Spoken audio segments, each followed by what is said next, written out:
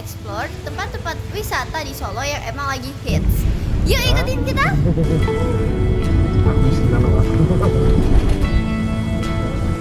Jadi, destinasi pertama kami adalah Pasar Triwindu. Pasar legendaris kota Surakarta ini terkenal dengan koleksi barang-barang antik, tiruan unik hingga onderdil klasik. Suasana pasar begitu kental dengan nuansa tempo dulu yang khas.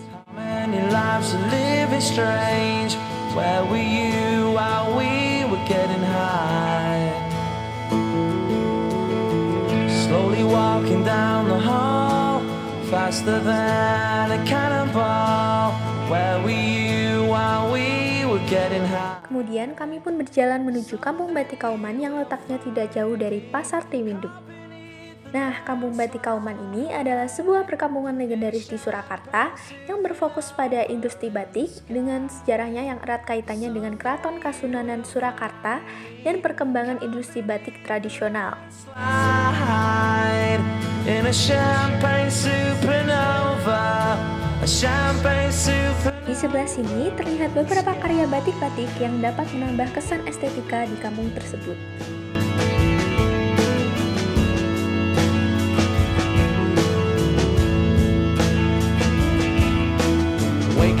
Nah, setelah puas berkeliling dan menikmati suasana di Kampung Batik Kauman, perjalanan kami pun berlanjut menuju salah satu ikon bersejarah di kota Solo, yaitu Kasunanan Surakarta atau Keraton Surakarta.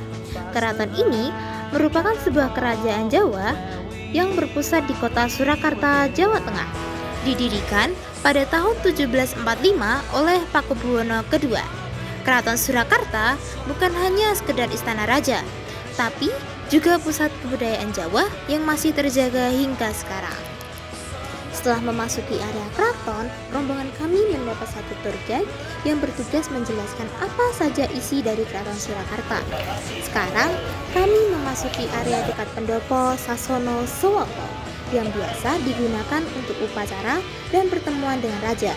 Di pendopo Sasono Suwoto, pengunjung perempuan diwajibkan memakai kain atau jari.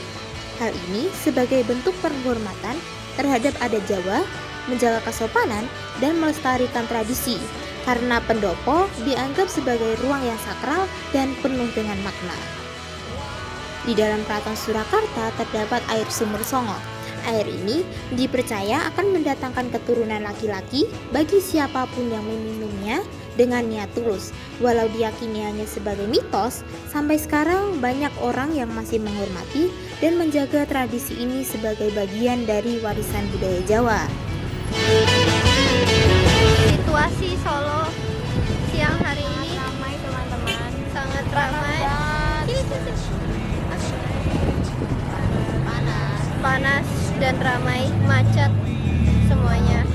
Selamat tinggal. Nah, setelah dari keraton, kita berjalan ke Pasar Gede untuk mencari makan siang.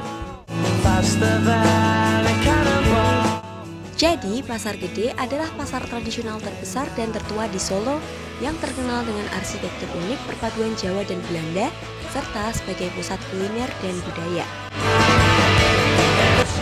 Kita udah nyampe ke destinasi terakhir, yaitu Lokananta.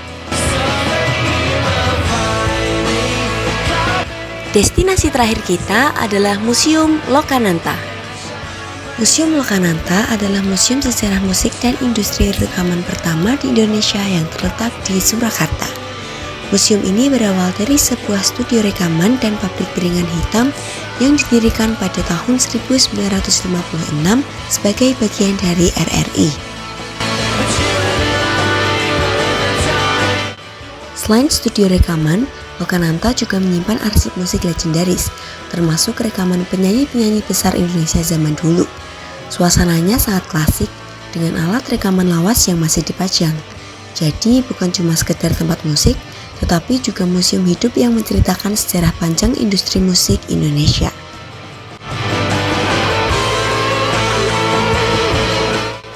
Jadi kalau kalian pecinta musik atau suka sejarah, Lokananta wajib banget masuk daftar kunjungan kamu kalau ke Solo.